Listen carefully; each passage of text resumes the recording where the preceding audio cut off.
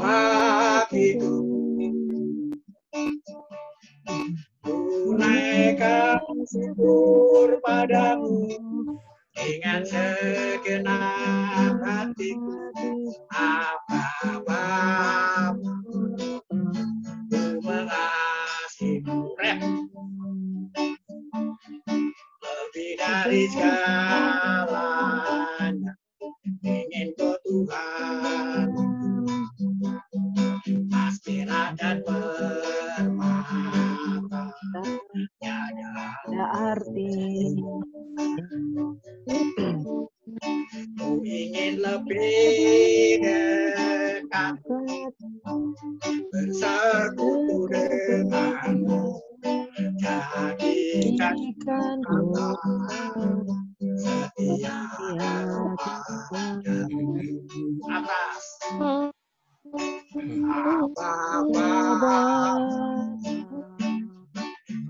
apa-apa segalanya bagiku, tunaikan syukur padamu dengan segenap hatiku, apa-apa mengasihimu. Lebih dari segalanya ingin kau Tuhan, amin.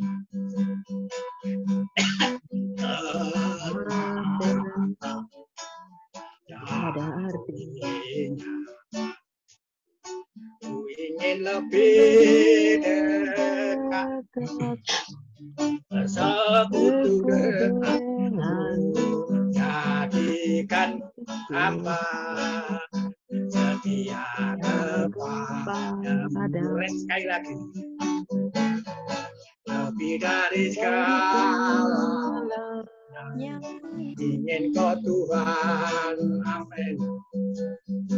Aspira dan permata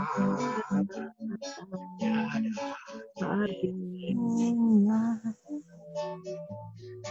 Di dekat bersekutu denganmu, jadikan hamba setia kepadamu,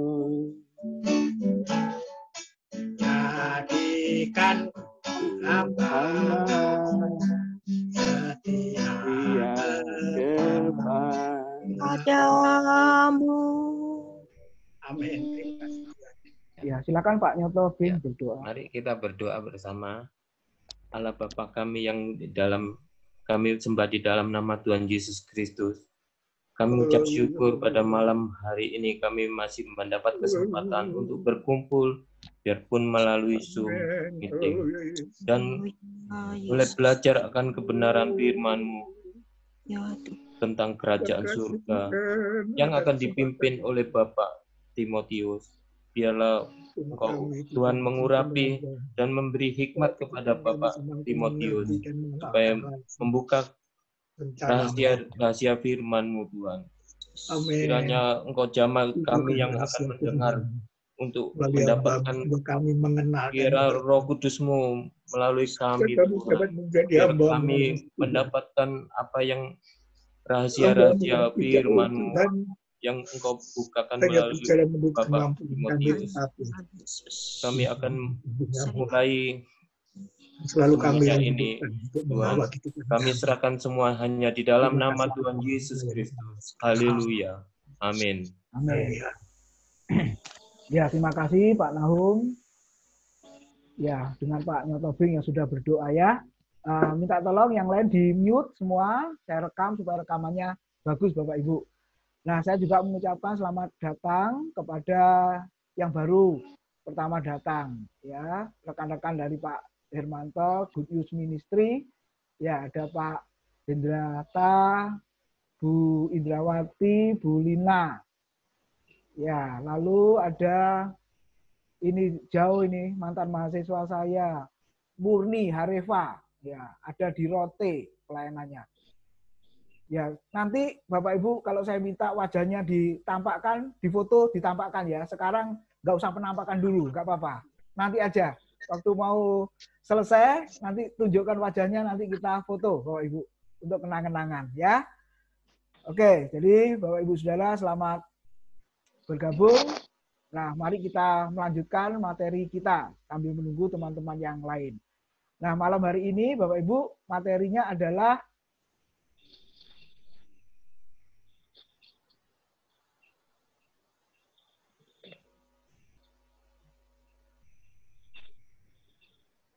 ya, perumpamaan biji sesawi, Bapak Ibu. Nah, kalau kita lihat, perumpamaan ini ada di ketiga kitab Injil, Matius, Markus, dan Lukas. Nah, yang lalu saya sudah sampaikan, kalau ada ayat-ayat yang paralel, ya, kita mesti lihat, kita mesti baca, kita mesti selidiki, lalu kita bandingkan. Kalau nanti ada perbandingannya. Nah, itu saya sudah buatkan perbandingannya. Bapak Ibu Saudara, ya saya akan baca yang Injil Matius ya, pasal 13 ayat 31 sampai 32. Yesus membentangkan suatu perumpamaan lain lagi kepada mereka, katanya, hal kerajaan surga itu seumpama biji sesawi yang diambil dan ditaburkan orang di ladangnya. Memang biji itu yang paling kecil dari segala jenis benih. Tetapi apabila sudah tumbuh, sesawi itu lebih besar daripada sayuran yang lain, bahkan menjadi pohon sehingga burung-burung di udara datang bersarang pada cabang-cabangnya. Nah, Bapak Ibu, sesawi ini bukan sesawi Surabaya, Kediri, ya, Tulungagung. Nah, mana lagi, Bapak Ibu? Bu Evi tadi dari Wamena, ada Rote ya, Murni Hareva, bukan Bapak Ibu. Jadi sesawi ini namanya dikatakan, nah memang diterjemahkan tadi apa? Sayuran ya, tapi sebenarnya bukan sayuran Bapak Ibu. Lebih cenderung kepada pohon. Buktinya apa? Ayat 32 tadi dikatakan bahkan menjadi pohon sehingga burung-burung di udara datang bersarang pada cabang-cabangnya. Nah, jadi ini bukan sesawi di Jawa atau sesawi di Indonesia. Nah, ini Bapak Ibu. Kalau kita melihat Alkitab mesti lihat latar belakang, lihat sejarahnya ya. Jadi zaman itu, zaman Alkitab ditulis atau orang-orang pada masa Alkitab itu ditulis pada masa Tuhan Yesus hidup, nah kita mesti tahu di sana, Bapak Ibu. Ya, jangan langsung aplikasi sekarang. Kalau kita nggak tahu, langsung kita aplikasikan sekarang, maka kita akan berpikirnya bagaimana, Bapak Ibu? Salah nih Alkitabnya. Sejak kapan sesawi jadi pohon? Nah, mungkin kita akan berkata begitu. Tetapi Alkitab memberitahu sesawinya bukan sesawi sekarang, zaman sekarang ya, atau di Indonesia atau Pulau Jawa atau manapun yang merupakan sayuran, tapi memang pohon, Bapak Ibu Saudara. Nah, perumpamaan biji sesawi dan ragi itu ayat di bawahnya, Bapak Ibu, itu mau menunjukkan, mengajarkan apa? Tentang pertumbuhan yang fenomenal, Bapak Ibu. Kedua perumpamaan ini seperti dua sisi dari uang koin. Nah, bedanya kalau biji sesawi itu berbicara tentang pertumbuhan ekstensif atau pertumbuhan keluar. Lalu ragi itu adalah pertumbuhan intensif atau pertumbuhan ke dalam. Nah, itu perbedaannya. Jadi perumpamaan tentang biji sesawi dan ragi itu bicara tentang pertumbuhan, Bapak Ibu ya, pertumbuhan keluar dan pertumbuhan ke dalam. Nah, kita lihat biji sesawi tadi kata Alkitab adalah kecil. Ya. Bahkan paling kecil di antara biji-biji yang lain. Tetapi kalau kita lihat walaupun kecil tetapi hidup. Ya. Lalu kecil kelihatan tidak berarti ya atau tidak penting Bapak Ibu Saudara. Dan kita lihat walaupun kelihatan kecil ya, kelihatan tidak penting atau tidak berarti karena hidup berarti mengalami pertumbuhan.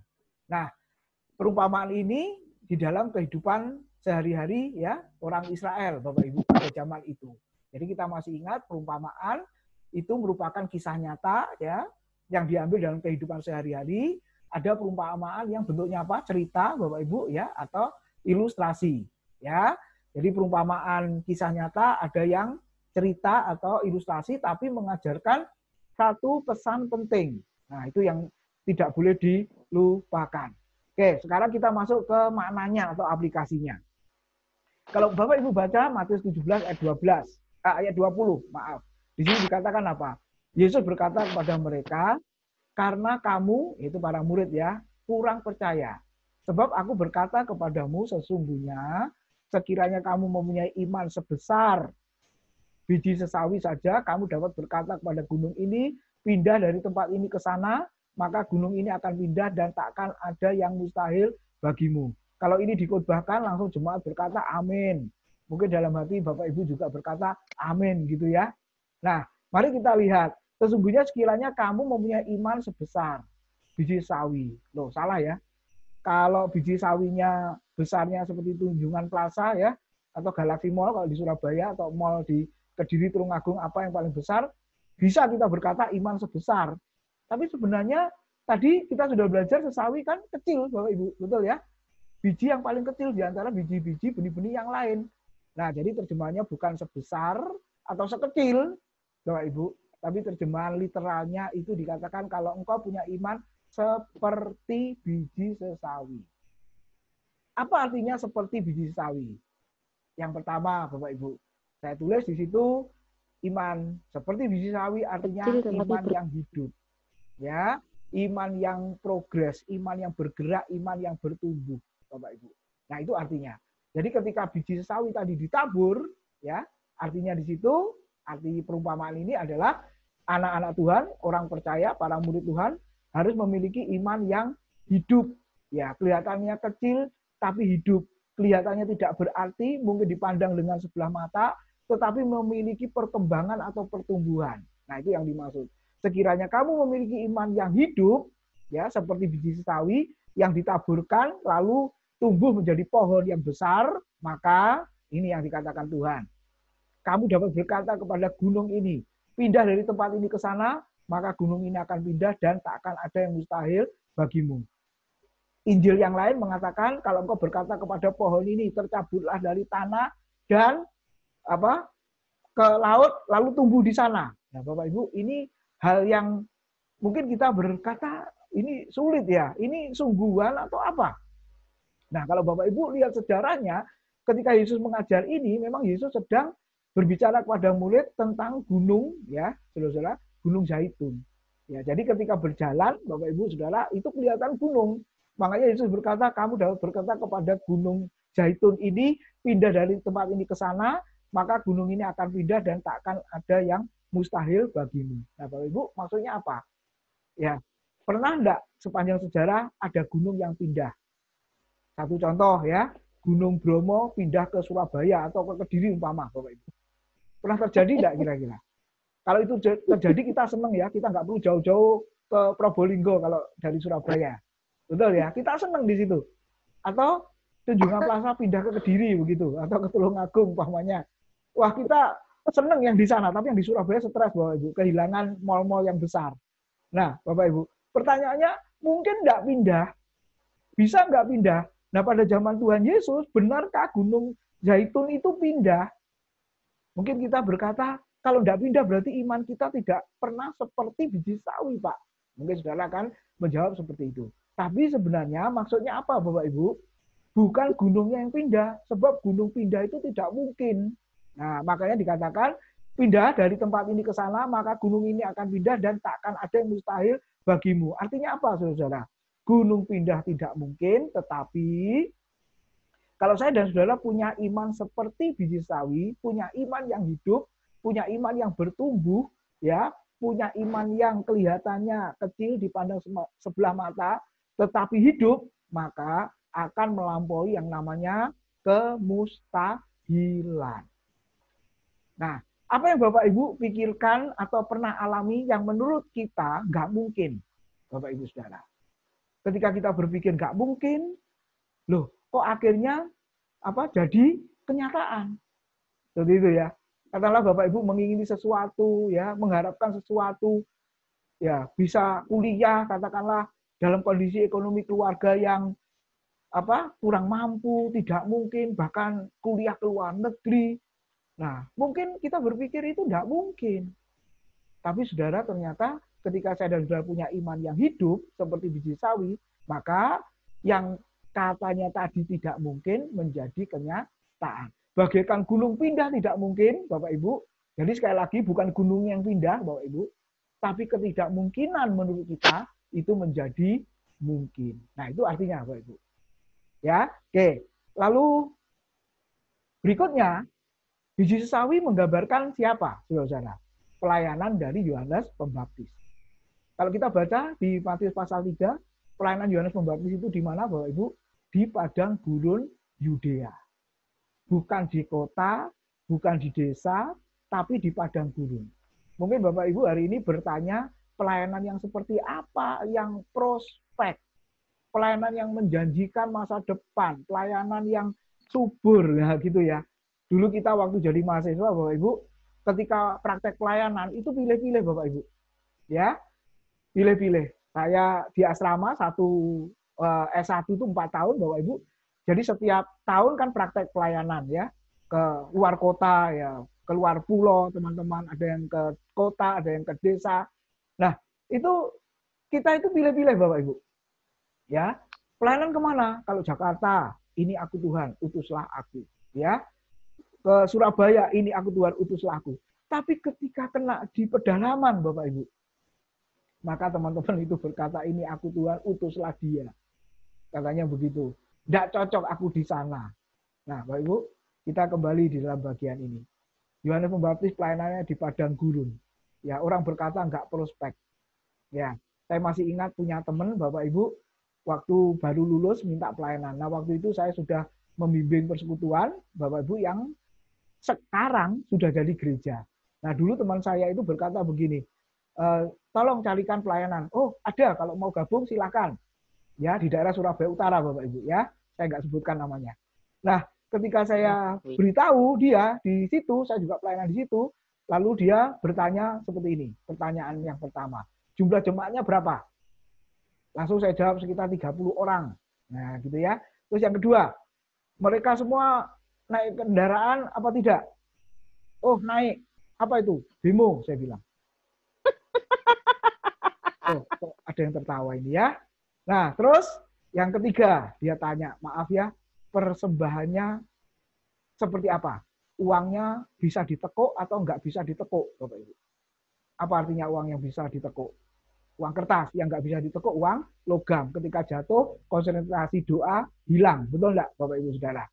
Nah, ketika saya jawab, saudara, jemaatnya sekitar 30 orang, orang-orang sederhana, mereka naik kendaraan bemo, saya bilang gitu ya, angkutan kota, enggak ada kendaraan pribadi, karena terus terang gerejanya kan di perumahan, jadi tidak mungkin bisa ada mobil untuk parkir, pasti tetangga akan marah. Lalu jumlah kolektor, bentuk uangnya yang seperti itu, langsung teman saya ini berkata, aduh, Wit, itu pelayanan yang nggak prospek itu, nggak ada masa depannya itu, dia bilang gitu, saudara. Ya sudah, sampai hari ini ya nggak pelayanan full, ya sambil bekerja sih, Bapak Ibu, ya, saya masih ingat. Nah, kalau seandainya sampai hari ini dia mau, wah sudah enak sepertinya, lebih enak dari saya, Bapak Ibu. Karena tempat pelayanan itu yang tadinya persekutuan doa sudah jadi gereja yang permanen, gitu ya. Nah, Bapak Ibu, mungkin kita berpikir menurut pandangan manusia itu nggak prospek, ya, kecil, tandus, gersang. Tapi Bapak Ibu lihatlah, siapa yang berkata Yohanes Pembaptis itu punya pelayanan yang nggak prospek?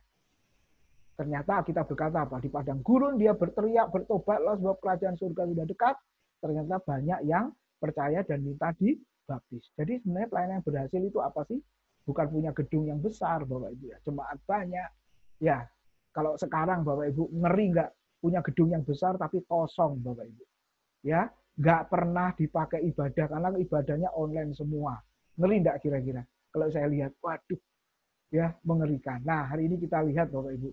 Prospek nggak prospek itu adalah siapa yang menilai. Kalau manusia menilai nggak prospek, belum tentu Tuhan menilai tidak prospek. Nah, kita lihat biji sawi artinya Yohanes Pembaptis pelayanannya yang di padang gurun, saudara, tapi punya dampak yang besar, yaitu banyak yang percaya dan minta dibaptis. baptis. Lalu berikutnya, Bapak Ibu Saudara, siapa yang disebut biji sawi yang kecil itu tadi? Tuhan Yesus sendiri, Bapak Ibu. Tetapi kita boleh lihat memiliki pelayanan yang besar. Matius 9 ayat 5 dikatakan apa, Saudara? Coba kita baca. Matius 9 ayat yang ke-35. Di situ dikatakan Matius 9 ayat 35. Demikianlah Yesus berkeliling ke semua kota dan desa.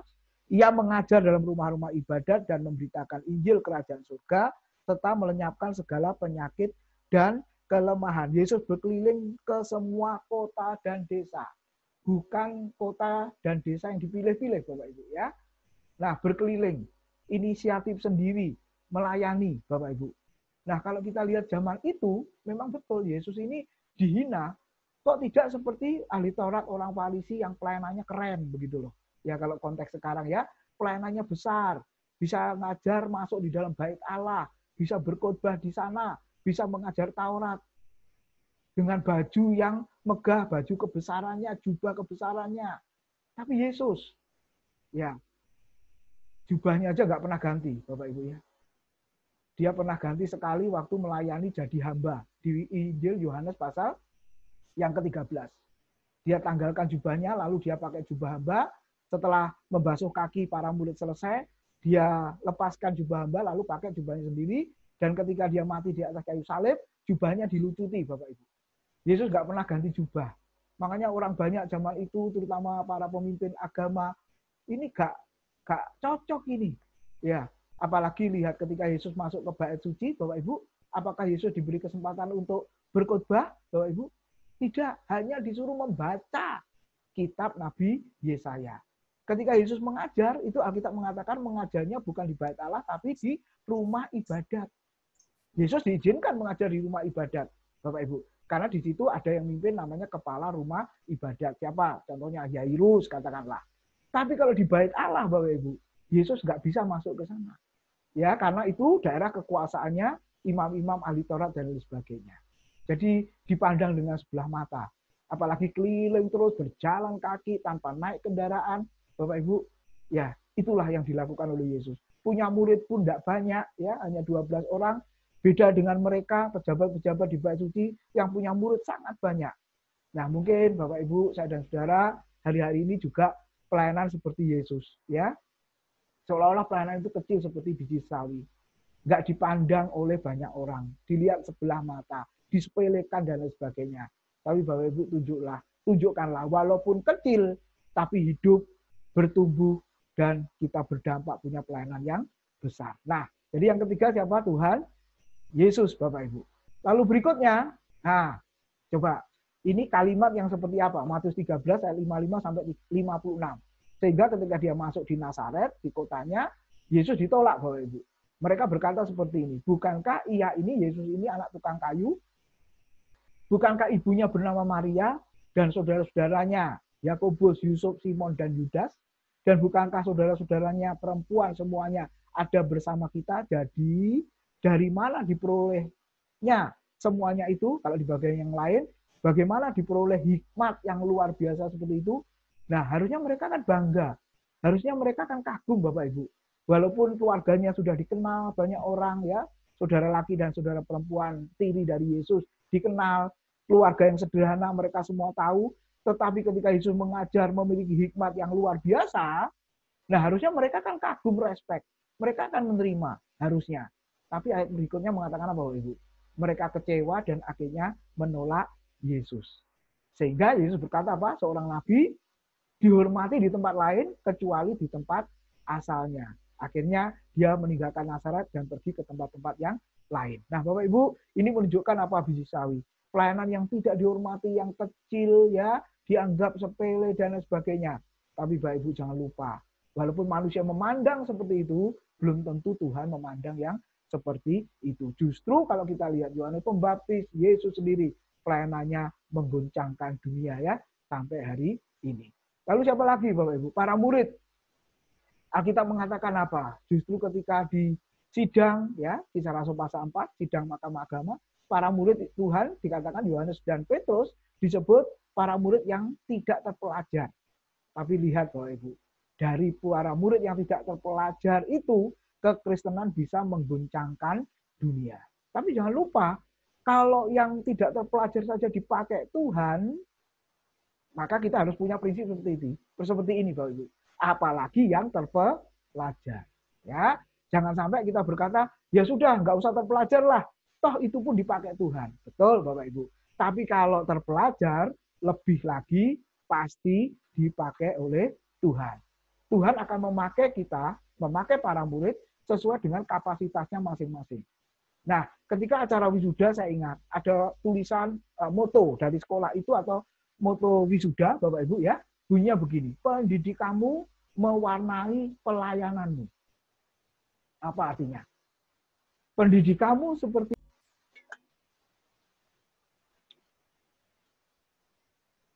ya, maaf Bapak Ibu, saya lanjutkan ya. Dengar.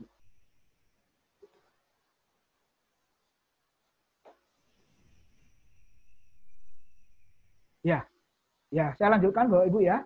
Pak Luki, untuk share screen-nya.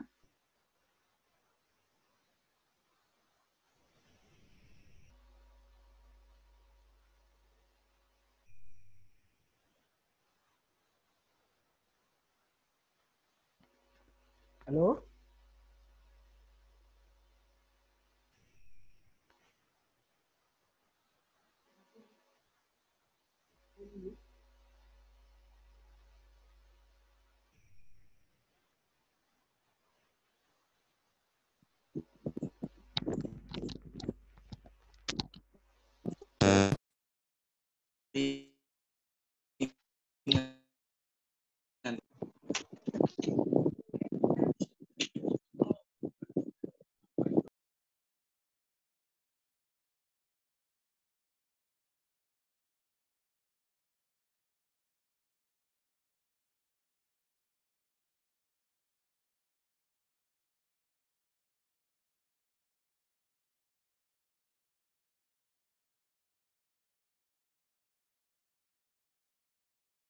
Tunggu ya, sabar.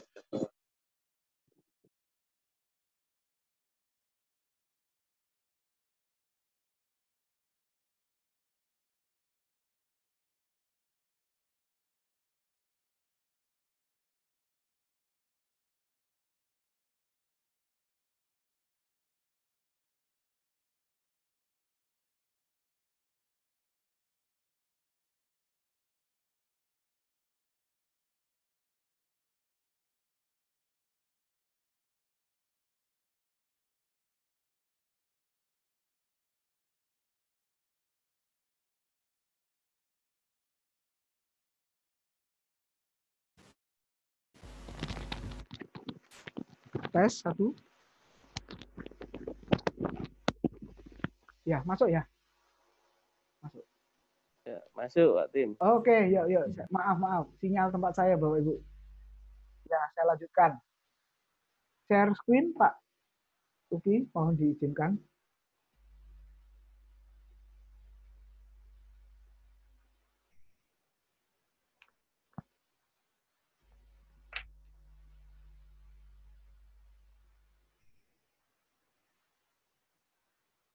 Pak Luki, malam.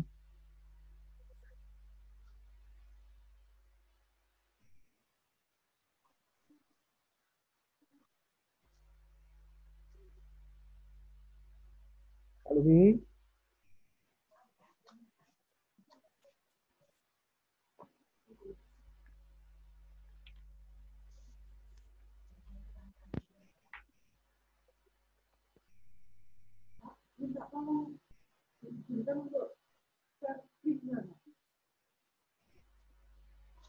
Bentar, Bapak Ibu, maaf, bentar.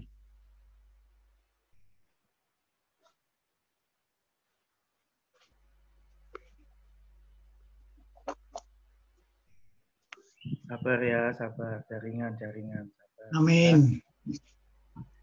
Sabar. Oke, sip, mantep.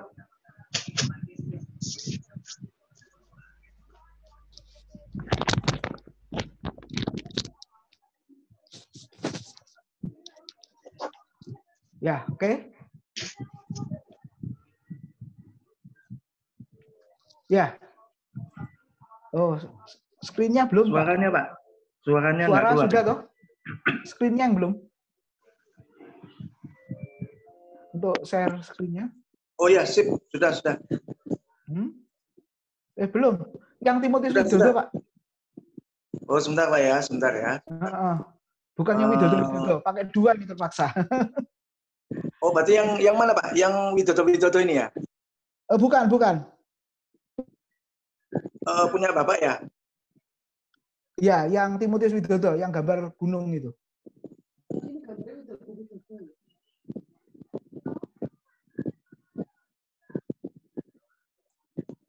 Belum.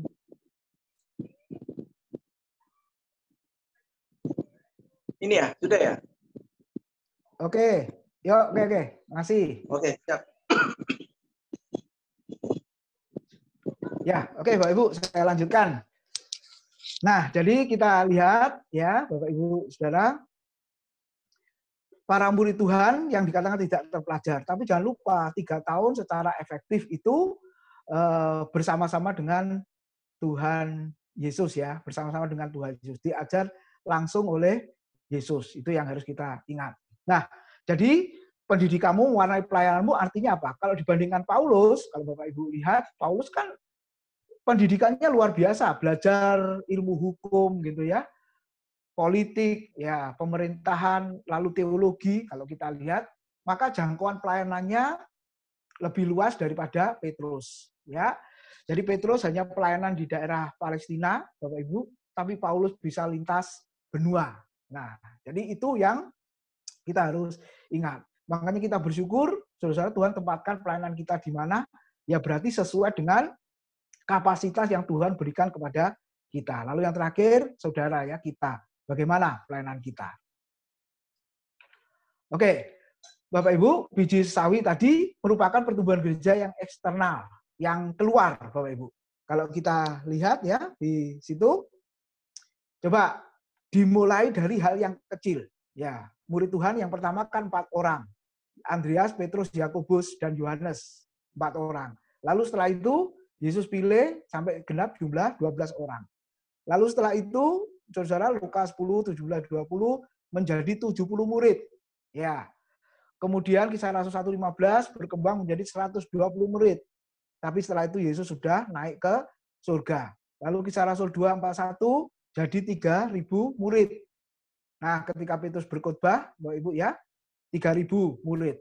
Lalu setelah itu Kisah Rasul 4:4 5.000 murid, Bapak Ibu. Nah, setelah itu Kisah Rasul 6:7 dikatakan bertambah banyak. Lalu pasal 8, Tuhan izinkan penganiayaan, lalu para murid itu tadi tersebar. Jadi dengan kata lain, diizinkan aniaya, terpaksa menginjil. Nah, kasarannya begitu loh, Bapak Ibu ya. Oleh sebab itu jangan sampai dipaksa Tuhan menginjil dengan adanya aniaya yang Tuhan berikan kepada kita. Nah, ketika disebutkan tersebar, kita sudah tidak menjumpai jumlah lagi, Bapak Ibu. Yang ratusan, bahkan ribuan sudah nggak ada lagi. Kenapa nggak ada? Karena mereka sudah masuk ke gereja-gereja rumah. Nah, awalnya di mana bisa tersebar sampai ribuan? Di Yerusalem, di kota besar, Bapak Ibu. Lalu setelah itu mereka tersebar ke kota-kota kecil, ke daerah-daerah, apalagi dikejar-kejar oleh, nah ini Paulus ya, bawa surat sakti untuk menangkap anak-anak Tuhan, membinasakan juga. Nah, mereka akhirnya orang Kristen mula-mula kebaktiannya di tempat yang sembunyi-sembunyi. Sejarah gereja mencatat mereka kebaktiannya ada di katakombe. Apa itu? Kuburan-kuburan bawah tanah. Ya, di mana orang Kristen secara tertutup beribadah di sana, Bapak Ibu Saudara. Ya, di lingkup-lingkup yang kecil. Nah, itu pun kalau kedengaran orang lain, pemerintahan Roma, orang Kristen yang dibayar, Bapak Ibu ya, mereka bisa melaporkan. Nah, makanya orang Kristen juga banyak yang difitnah. Fitnahnya apa? Kanibalisme, yaitu makan daging dan darah manusia. Kapan itu ketika orang Kristen melakukan sakramen perjamuan kudus, Bapak Ibu, kan mengatakan apa? Inilah tubuhku yang diserahkan bagi kamu. Makanlah. Betul enggak? Inilah darah yang dicurahkan bagi kamu. Darah perjanjian ya, yang dicurahkan bagi kamu. Minumlah. Nah, kalau tidak menyaksikan, kalau yang dimakan tuh roti dan minum anggur, maka orang langsung hanya mendengar apa? Wah, orang Kristen ini kanibalisme. Makan daging manusia dan minum darah manusia. Nah, itu merupakan fitnah yang sangat keji. Kalau kita belajar sejarah gereja ada 7 jenis fitnah, Bapak Ibu. Ya, nanti di bagian yang lain saya akan jelaskan. Nah, itulah kondisi orang percaya. Walaupun disiksa, dianiaya, mereka tersebar, tetap mereka memberitakan Injil. Jadi Bapak Ibu, gereja yang besar itu hati-hati ya. Saya dulu pernah punya mahasiswa di daerah Ulingi, ya ada kelas di sana Bapak Ibu. Lalu hamba-hamba Tuhan yang datang ini ada 40 kilo dari Ulingi Bapak Ibu. Ada yang dekat pantai selatan. Nah itu teman-teman yang dari Tulungagung, Blitar ya itu pasti tahu ya. Nah mereka waktu di kelas itu bertanya begini waktu di kelas itu. Pak Tim, berarti saya ini punya gereja nggak bertumbuh ya? Loh kenapa Pak? Iya, saya sudah melayani di sana itu 40 tahun. Dari muda sampai punya cucu. Nah, katanya begitu. Sekarang sudah umur berapa ini? Sekitar 65 sampai 70. Ya, gerejaku itu tidak pernah banyak Pak jemaatnya. Ya. Hanya berapa sekitar 40 gitu ya. Jadi tidak banyak Pak gereja saya itu katanya begitu. Apakah gerejaku ini tidak bertumbuh Pak? Sudah puluhan tahun tapi jemaatnya sedikit. Kan di tempat Bapak Surabaya atau di yang lain orang kan seringkali bercerita, Pak. Sudah 10 tahun pelayanan, jemaat sudah 1.000. Wah, 15 tahun pelayanan jemaat 3.000. 20 tahun jemaat sudah 5.000, 10.000. Wah, itu gerejanya berkembang, Pak. Lalu teman-temannya yang lain berkata yang pelayanannya di kota, Bapak Ibu ya, iya gerejamu itu nggak bertumbuh katanya, nggak berkembang. Lalu saya berkata, tidak. Justru gerejanya Bapak yang bertumbuh dan berkembang. Kenapa? Karena Bapak setia di dalam pelayanan seperti itu. Belum tentu ya orang lain itu seperti Bapak pelayanan di situ 40 tahun. Lalu saya tanya, Bapak pelayanan di mana? Dekat pantai selatan katanya. Oke, jumlah penduduk berapa? Ada 1.000? Nggak sampai, Pak. Oke, Bapak pengen jemaat itu berapa? 2.000? Ya nggak mungkin. Gitu ya. Nunggu puluhan tahun lagi dan jemaat harus punya anak yang sangat banyak supaya jemaatnya bisa seperti itu, saya bilang begitu, saudara-saudara. Jadi kalau kita lihat pertumbuhan gereja itu ditentukan oleh lokasi, Bapak Ibu. Kalau kota besar, ya banyak jemaatnya. Kalau kota kecil, ya nggak mungkin, apalagi di desa, Bapak Ibu, saudara. Ya, makanya seminar pertumbuhan gereja kan sekarang sudah nggak ada lagi, Bapak. Nah, kalau diadakan, harusnya yang jadi pembicara adalah hamba Tuhan di desa yang 40 tahun pelayanan, yang jemaatnya hanya sejumlah itu. Karena dia tetap setia, tekun melayani Tuhan di sana. Nah, kalau yang diundang pendeta kota besar, ya gampang, dia bisa cerita, Bapak Ibu. Nah, jadi yang kedua, di situ sudah ada orang Kristen, sudah ada gereja, oh sudah Pak, ada 4 gereja katanya. Ya nggak mungkin, jumlah penduduk berapa? Nah, jadi Bapak Ibu, kita boleh lihat, pertumbuhan gereja eksternal itu bukan kuantitasnya yang seperti itu. Ya, tapi jangkauan pelayanan. Ya, apa yang kita lakukan, Bapak Ibu? Gereja itu bukan gedung, tapi jumlah murid Kristus, jumlah jemaat yang dimuridkan. Kisah Rasul 11 ayat 26. Bapak Ibu Saudara, pelayanan kita yang online ini, Bapak Ibu, ini seperti biji sesawi yang berkembangnya keluar eksternal, Bapak Ibu. Kita bisa menjangkau banyak orang. Apalagi yang senang di YouTube, Bapak Ibu ya, upload di YouTube dan lain sebagainya. Kalau kita lihat, wah, itu kan khotbahnya didengar banyak orang. Nah, Bapak Ibu Saudara, itulah yang sudah kita lakukan. Seperti biji sesawi yang ditaburkan, lalu hidup, berkembang, bertumbuh menjadi pohon yang besar, di mana burung-burung bersarang di tanah. Nah, sekarang perumpamaan berikutnya, setelah itu saya beri kesempatan Bapak Ibu tentang ragi. Mohon yang lain di-mute, Bapak Ibu. Pak Petrus Supriyono, selamat bergabung. Tolong di-mute, Pak, mic-nya, supaya suaranya nggak masuk ya. Oke, perumpamaan tentang ragi ada di Matius 13:33 dan Lukas 13:20 dan 21. Nah, saya baca yang Matius. Dan ia menceritakan perumpamaan ini juga kepada mereka. Hal kerajaan surga itu seumpama ragi yang diambil seorang perempuan dan diadukkan ke dalam tepung terigu 3 sukat sampai kamit seluruhnya. Bapak Ibu, ragi tadi adalah berkembangnya ke dalam ya. Nah, ragi dimasukkan ke dalam tepung akan meresap ke dalam seluruh adonan sampai setiap partikel terpengaruh. Ragi tidak terlihat tetapi pengaruhnya dapat dilihat oleh semuanya. Maksudnya apa, Bapak Ibu? Kalau kita mundur ke belakang, perumpamaan tentang garam, bekerjanya ragi itu seperti garam, yaitu pertumbuhan ke dalam atau internal. Apa maksudnya, Bapak Ibu? Kisah Rasul 2:42, jemaat dikatakan apa? Bertekun dalam pengajaran Rasul, bertekun dalam pengajaran firman Tuhan. Jadi gereja kalau isinya pemberitaannya adalah firman dan jemaat bertekun di sana, jemaat itu bertumbuh walaupun secara jumlah Bapak Ibu tidak nambah banyak. Tapi secara pengertian firman, nah pemahamannya bertumbuh, ini yang penting Bapak Ibu Saudara. Ya. Jadi sama-sama penting. Tapi kalau mana dulu yang penting kayaknya yang ini Bapak Ibu ya. Karena Kisah Rasul mencatat mereka bertekun dalam pengajaran para rasul. Belajar firman, mengerti apalagi hal yang sangat penting, tritunggal, keselamatan gitu ya Bapak Ibu ya. Dan ajaran-ajaran yang lain ya, Roh Kudus, ya Kristus dan lain sebagainya. Itu pelajaran dasar harus ditekuni di situ. Jemaat harus bisa memahami, mengerti dengan baik. Lalu Jemaat Berea, nah ini Kisah Rasul 17 ayat 11 seperti nama pelayanan kita ya, setiap hari dikatakan bukan membaca lagi, tapi menyelidiki kitab suci. Apakah yang dikhotbahkan Paulus dan Silas, itu terjemahan lain mengatakan benar sesuai kitab suci apa tidak. Jadi Bapak Ibu, luar biasa Paulus dan Silas hamba Tuhan senior pada masa itu. Kalau sekarang hamba Tuhan besar, terkenal. Tapi Bapak Ibu, khotbahnya, ajarannya, itu pun juga harus diteliti, diuji, diselidiki oleh jemaat. Sesuai firman apa tidak, Bapak Ibu. Dan kita boleh belajar Paulus, Silas, Apolos, Bapak Ibu. Ini hamba-hamba Tuhan yang rendah hati semua. Apalagi Apolos di kitab Kisah Rasul ya Bapak Ibu ya. Ketika dia mengajar tapi kurang sesuai, lalu Priscilla dan Aquila mendengar Bapak Ibu. Ketika mendengar nggak pas, apa yang dilakukan Bapak Ibu? Dipanggillah Apolos 4 mata. Kalau mau jujur, Priscilla Aquila ini siapa? Jemaat awam. Ya, rekan sekerja Paulus sebagai tukang tenda yang melayani, belajar dari Paulus melayani pekerjaan Tuhan bersama. Lalu Apolos ini siapa? Seorang filsuf. Dikatakan dari Alexandria. Kalau lulusan Alexandria, Bapak Ibu, itu luar biasa. Tapi ketika Bapak Ibu Saudara pemahamannya kurang atau tidak sesuai, Bapak Ibu, coba kita baca saja ya. Saya teringat kisah itu, Bapak Ibu. Di dalam Kisah Rasul,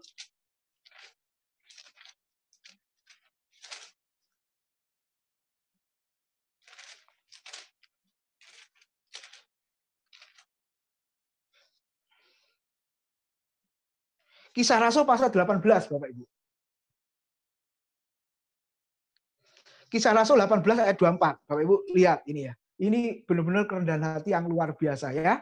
Sementara itu, Kisah Rasul 18:24, datanglah ke Efesus seorang Yahudi bernama Apolos yang berasal dari Alexandria. Dikatakan, ia seorang yang fasih berbicara dan sangat mahir dalam soal-soal kitab suci.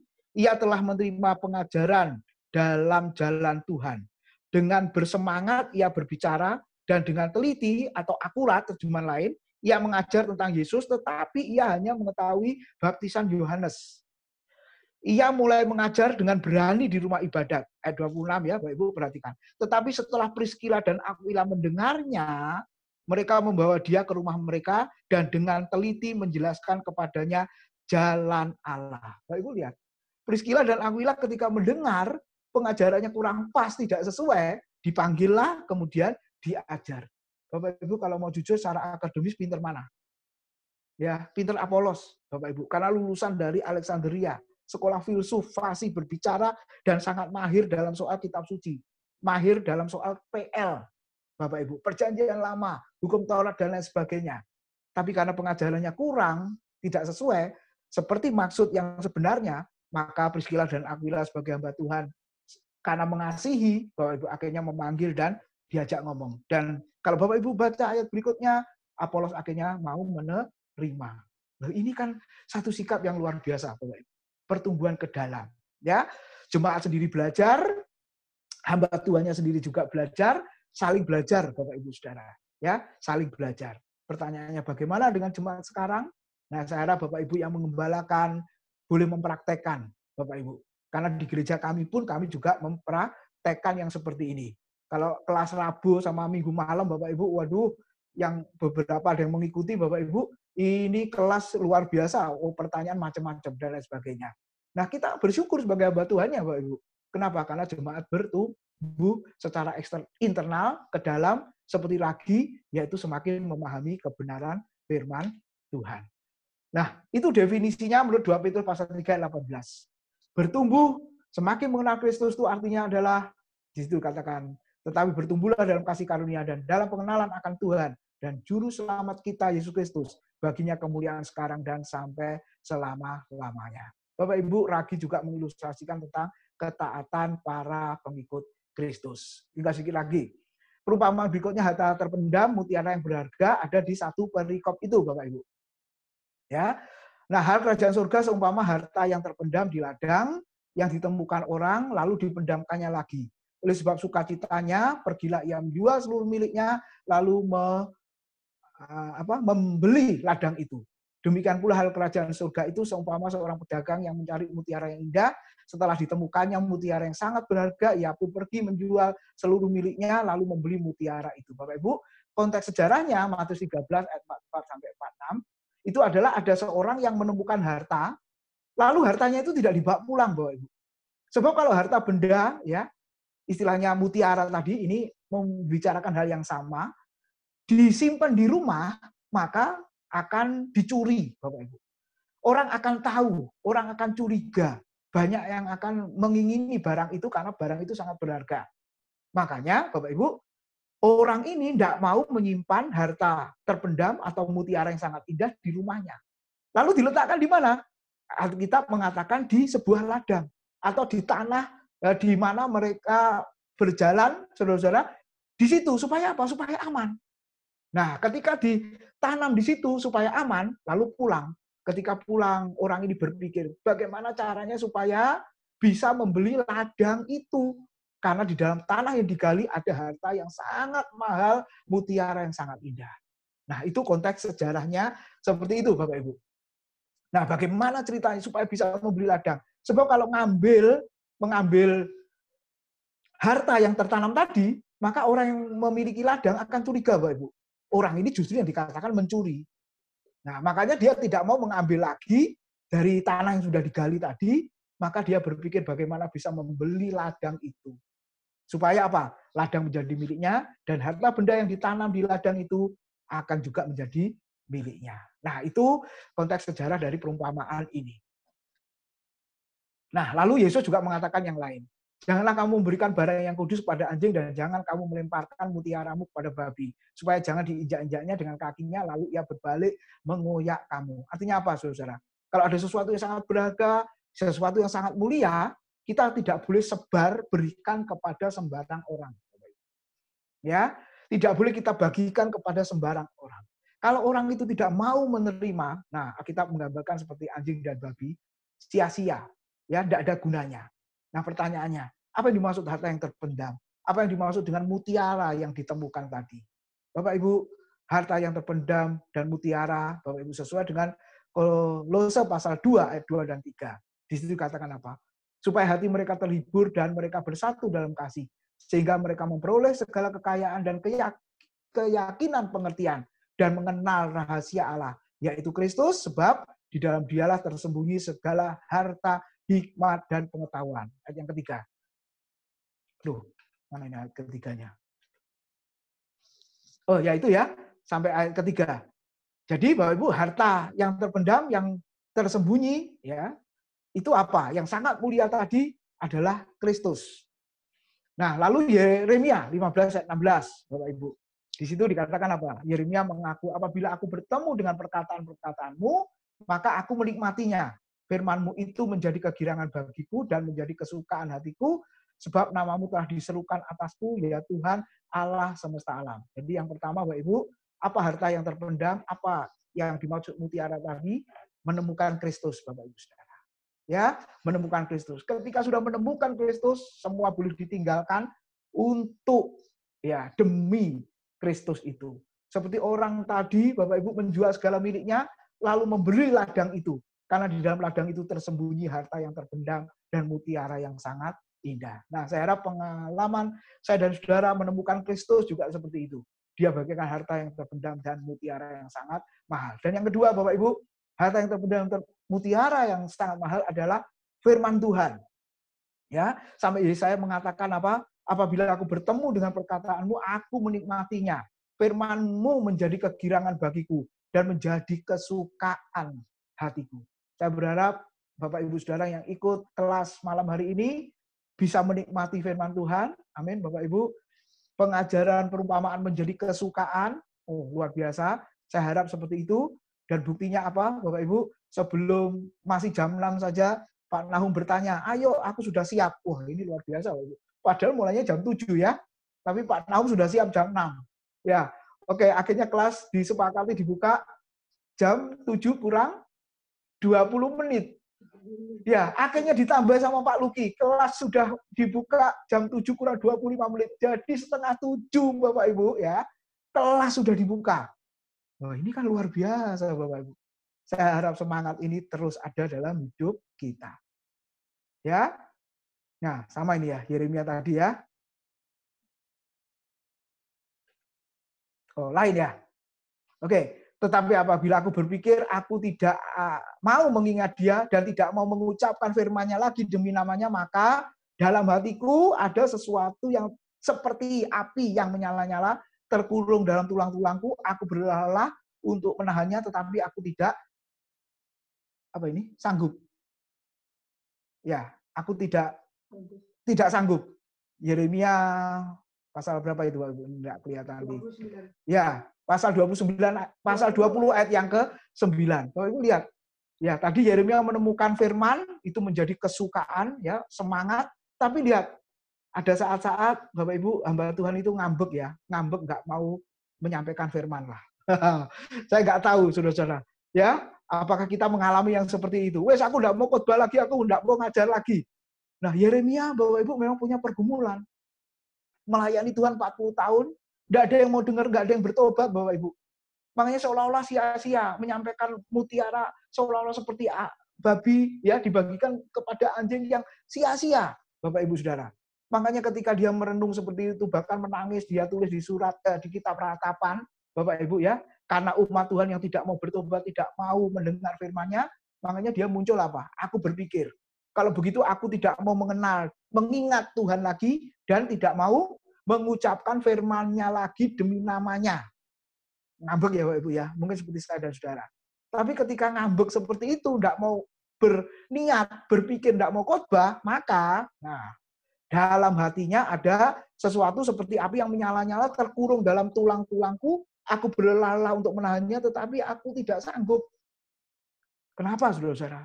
Karena firman Tuhan yang adalah pekerjaan roh itu diberikan kepada kita. Kalau kita stop, tutup mulut, tidak mau menyampaikan, saya percaya, saya dan saudara punya pengalaman seperti Yeremia. Ada api yang menyala-nyala dalam hidup kita. Kalau kita tidak mau lagi berbicara menyampaikan firman Tuhan. Supaya apa? Kita kembali untuk berkhotbah lagi. Nah, itu yang dialami oleh Yeremia, Bapak Ibu Saudara. Lalu Lukas 24 ayat 32, Kleopas dengan temannya juga berkata apa? Kata mereka seorang kepada yang lain, bukankah hati kita berkobar-kobar ketika Yesus berbicara dengan kita di tengah jalan? Dan ketika ia menerangkan kitab suci kepada kita, Bapak Ibu, biarlah belajar firman, mengerti firman, menyebabkan kita memiliki hati yang bersemangat, dikatakan berkobar-kobar. Terjemahan lain seperti terbakar, Bapak Ibu Saudara. Nah, pertanyaannya malam ini, bagaimana dengan hati kita? Ketika kita mencari dan menemukan harta yang terpendam. Ketika saya dan saudara menemukan Kristus, ketika saya dan saudara semakin mengerti firman-Nya, itu bagikan harta yang terpendam, mutiara yang sangat indah.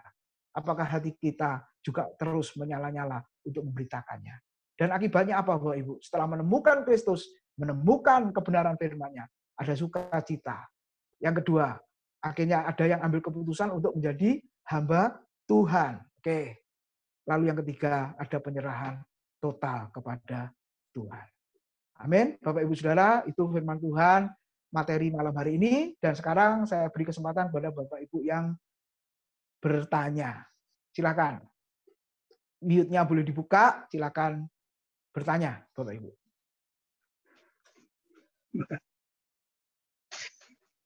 Ya, silakan. Ini ya, Pak Nahum sudah senyum, apa itu Pak? Iya, ini kayaknya Pak Timotius ini dikejar atau dikejar apa gitu ya? Oh, sehingga dia kayaknya kok seperti dikejar apa gitu. Ketika kami ketika kami mendengarkan pengajaran yang sungguh sangat bagus ini dan mengingatkan kita ya. Tapi hanya 1,5 jam, enggak ada. Ini 1 jam malah. Ini waktunya kalau saya lihat itu hanya 1 jam. Lah kok sakmono kayak perumpamaan dadene situ gitu loh. Itu umpama. Ini hanya umpama Pak ya. Ini hanya harapan kami yang usianya masih muda, masih 17 tahun ini. Kira-kira kalau misalkan satu kali pertemuan ini hanya 1-2 perumpamaan saja, sehingga semakin kita bisa mencatatnya pun itu bisa teteh gitu loh. Dicatat sih gitu. Hanya itu gitu. Sebenarnya kami ada pertanyaan Pak ya, tapi pertanyaan kami ini tidak terkait yang sekarang, seperti saya sampaikan kepada Pak Tim bahwa pertanyaan kami itu tentang pertemuan yang dulu. Angka 30, 60 dan 100 itu. Namun demikian inilah yang menjadi pengharapan kami, dan kami sangat mengucapkan terima kasih atas kesempatan yang diberikan oleh bapak saya. Ini bapak anaknya saya Pak.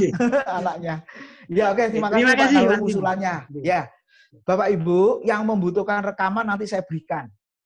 Ya, saya kirim, saya upload pakai Google Drive ya. Nanti saya berikan. Jangan khawatir. Nah, kenapa tidak satu perumpamaan? Sebab perumpamaan itu jumlahnya 40, Bapak Ibu. 40 perumpamaan. Ayo, kalau satu-satu ini bisa-bisa kita yang selesai duluan ini. Bapak Ibu ya. Ya, kita yang selesai duluan. Kalau 40 perumpamaan satu-satu berarti 40 minggu loh Bapak Ibu. 40 minggu itu berapa lama? Hampir setahun loh Pak Nahum. Ya nanti bosan lihat saya gitu loh. Apalagi saya lihat Bapak Ibu. Ya, oke. Jadi saya atur Bapak Ibu yang pendek ya 3 perumpamaan ya. Kalau panjang nanti hanya 1 perumpamaan mungkin. Ya Pak Nahum enggak apa-apa. Nanti saya kirim ya dari terima kasih Pak. Ya. Dari pertemuan pertama sampai sekarang ada rekamannya semua. Nanti saya beri kalau mau. Yang mau saja, yang nggak mau ya sudah. Siap gitu ya. Siap. Nah, materi bentuk PowerPoint juga nanti saya berikan. Minimal besok saya berikan. Oke, kembali ke pertanyaan Pak Nahum. Waktu bahas tentang benih penabur ya. Ada yang menghasilkan 30 kali lipat, 60 kali lipat, 100 kali lipat. Masih ingat? Itu benih yang ditabur di tanah yang baik. Ya, betul ya? Nah, terus yang ditanyakan Pak Nahum apa? Di situ kan sudah saya jelaskan, ini tidak ada hubungannya dengan doa memberi persembahan. Ya, jangan salah loh Bapak Ibu ya. Kalau kita masih mendengar ada hamba Tuhan yang berdoa, Tuhan berkatilah 100 kali lipat. Kalau kebanyakan 60 kali lipat boleh Tuhan. Kalau masih banyak pun 30 kali lipat juga boleh. Memangnya Tuhan itu bandar judi apa ya? Masa dibuat seperti itu? Nah, jadi sekali lagi, itu tidak ada hubungannya dengan doa setelah memberi persembahan atau akan memberi persembahan. Apalagi ada yang berdoa, saudara diberkati 1000 kali lipat. Uang yang 100 kali lipat saja ngawur, apalagi 1000. Saudara. Gitu kan? Nah, bukan, lalu maksud kami gini, apa? Pak.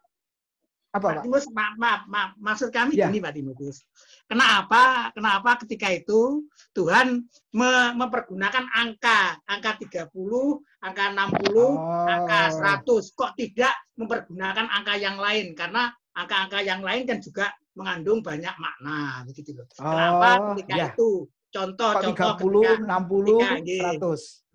Oke. Ketika kok 10 yang apa yang ya itu itu yang pengantar mempelai itu kan 10 kalau itu bijaksana. Dengan budaya di sana 10. Nah, sekarang ini kenapa kok 30? Apa ada budaya, apa ada apa yang sehingga Tuhan Yesus memberikan perumpamaan itu angka itu bukan apa artinya seperti aku begitu. Kira-kira itu Pak. Terima kasih belum Pak. Ya. Nah, ini pertanyaan.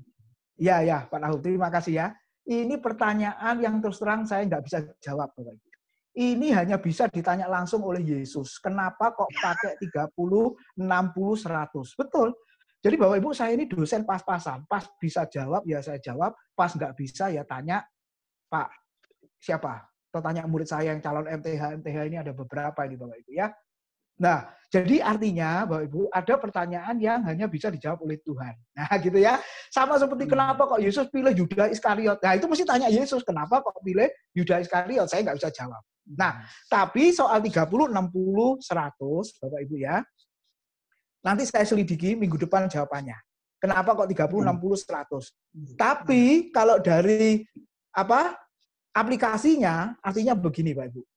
Ternyata pemahaman firman setiap orang itu berbeda-beda. Ya, pemahaman firman setiap orang itu berbeda-beda. Ada yang 100, berarti pemahaman firmannya itu luar biasa. Nah, ini kan kontennya apa? Soal pengertian firman. Firman itu jatuh di tanah hati yang baik, lalu berakar, bertumbuh, berbuah. Berbuah apa? Berbuah pengertian firman. Nah, ada yang sekali, dua kali belajar langsung nyantol. Nah, itu digambarkan berbuahnya 100. Tapi ada juga yang setengah-tengah, Pak. Yang 60 tadi itu, pemahaman firmannya masih sedang ini. Gitu. Lalu ada yang pemahaman firmannya kecil, tapi lumayan, ada. Tapi ada juga yang nggak ada sama sekali. Wah, ini celaka ini Bapak Ibu ya. Nah, saya harap Bapak Ibu yang ikut kelas ya, ini sudah pertemuan kelima ini. Kira-kira Bapak Ibu yang bisa mengukur pengertian firman Tuhan terutama terhadap materi perumpamaan itu seberapa Bapak Ibu? Nah, yang tahu Bapak Ibu sendiri. Gitu. Apakah luar biasa dari nggak tahu apa-apa ternyata maknanya itu. Ya, atau sedang itu tadi lumayan. Tadi belum tahu lalu sekarang tahu gitu ya. Atau kecil lumayan daripada nggak ada tapi saya dapat berkat. Buktinya tiap Senin saya ikut dan saya ingin dapat berkat lebih banyak lagi. Nah, saya harap itu Bapak Ibu yang menjadi buah dalam pengertian firman Tuhan dalam hidup kita. Nah, persoalan 30, 60, 100 nanti saya cari dulu ya, Pak Nahum ya. Kenapa kok Tuhan pakai 30, 60 ya, 100. Nah, ini saya pas nggak bisa. Jadi saya tanya dulu. Saya kira kami juga terima kasih Pak dengan ini, dengan penjelasan ini. Kalau 30 itu kita bisa mengoreksi diri kami secara pribadi ya. Kalau orang lain saya tidak berani. Berarti mungkin diri saya itu separuh saja enggak. Kalau 60 itu ya pas-pas dan 100 itu bisa kita menerima secara full. Terima kasih Pak. Oke, ya. Tentunya ini masih bertumbuh terus. Ya. Oke, terima kasih Pak Nahum. Ya, silakan yang lain Bapak Ibu. Saya Pak Tim. Yang mana dulu nih? Oh, Bu Pram. Ya, Bu Pram. Oke. Bu Yudhistia. Iya. Tadi ada bilang 7 fitnah orang Kristen Oh ya. Fitnah kanibal itu ya. Bagaimana Pak? Bisa diulang lagi, Pak? Oh, oke. Mau disebutin satu-satu ya? Enggak, tadi yang berhubungan dengan darah. Oh, ya. Oke. Nah, Bapak Ibu, kalau kita lihat, kan orang Kristen kebaktiannya di gua-gua, kata Kombe tadi, kuburan bawah tanah. Ya, itu ibadah orang Kristen abad pertama. Kenapa? Karena kalau terang-terangan, itu pasti ditangkap oleh pemerintah Roma pada zaman itu. Kan tidak mau orang itu percaya Yesus, menyembah Yesus. Pemerintah waktu itu memerintahkan supaya menyembah kaisar adalah Tuhan. Seperti itu. Nah, ketika orang Kristen melakukan ibadah, kan melakukan sakramen yang namanya perjamuan kudus. Betul ya? Sakramen perjamuan kudus. Ya, karena Yesus pernah mengajarkan. Ingat, sebelum Yesus ditangkap, kan Yesus mengadakan perjamuan terakhir atau perjamuan malam. Betul ya? Nah, waktu Yesus memecah-mecahkan roti, membagikan roti kepada murid-murid, kan Tuhan Yesus berkata apa? Inilah tubuhku yang diserahkan bagi kamu, makanlah. Lalu dia berikan anggur kepada para murid. Lalu Yesus berkata, inilah darahku, darah perjanjian yang dicurahkan bagi banyak orang untuk pengampunan dosa. Minumlah. Betul ya? Jadi yang kita makan, yang kita minum waktu perjamuan kudus di gereja, itu kan, apa Bapak Ibu? Roti dan minum anggur. Nah, itu yang harus diingat. Karena Yesus sendiri juga membagikan roti. Ya, bukan membagikan tubuhnya, bukan membagikan darahnya secara literal. Secara hurufiah bukan. Nah, kalau tidak melihat ya, hanya mendengar, mendengarnya gimana? Ketika pemimpinnya berkata, "Inilah tubuhku, makanlah." Kalau hanya mendengar, pengertiannya jadi apa, Bapak Ibu? waduh, ini makan tubuh ini, makan daging manusia ini. Nah, kan gitu. Waktu anggur, inilah darahku yang dicurahkan. Minumlah. Kalau tidak melihat, kan berarti pemikirannya apa? Wah, ini darah sungguhan ini. Nah, makanya mereka yang mendengar tanpa melihat, mengatakan kepada pemerintah Roma, orang Kristen itu adalah kanibal. Nah, itu Bu Yudhistia. Nah, itu Iya. kan fitnah. Padahal kan tidak makan daging manusia, tidak minum darah manusia. Kan minum anggur dan makan roti. Gitu loh. Jadi kalau tidak melihat, nah itu difitnah apa? Oh, kanibal. Karena nggak ada buktinya. Mereka nggak melihat. Nah, itu ya. Iya. Oke, itu Bu Yudhistia. Ya. Saya harap yang lain bisa memahami. Oke, silakan yang lain kalau ada. Ya, salam Pak. Ya, salam. Oh, Pak Beni. Habis itu Bu Erna Ya, tadi tanya sorry. ya. Oke. Yuk, Pak Beni. Ya, berkaitan dengan pertumbuhan gereja tadi yang Pak Tim sampaikan, Ya. salah satu contohnya adalah Mbak Tuan di desa 40 tahun, jemaatnya ya segitu-segitu, tidak diukur dengan apa secara kuantitas, artinya secara jumlah. Sedangkan di kota jemaatnya bertumbuh ya dari 40, dari 100, jadi 200 kurang lebih seperti itu. Nah, yang Pak Tim katakan adalah yang bertumbuh adalah gereja yang di desa tadi dengan 40 orang tadi yang sudah 40 tahun dengan sudah pelayanan 40 tahun gitu. Iya. Nah, yang sedikit pertanyaan bukan pertanyaan sih, mungkin saya juga berpikiran seperti ini Pak Tim. Secara pertumbuhan gereja itu kan memang saya setuju nggak bisa dilihat dari secara kuantitas saja begitu, tapi lebih diarahkan secara kualitas begitu Pak Tim. Iya. Nah, soalnya bisa jadi begini, 40 tahun melayani gereja dengan jemaat katakanlah 40 misalnya seperti itu. Jemaatnya tidak mengalami yang namanya perubahan hidup. Iya. Nah, gaya hidup jemaatnya ya ke gereja, keluar dari gereja ya tetap menjalankan kebiasaan-kebiasaan di dunia, misalnya seperti itu.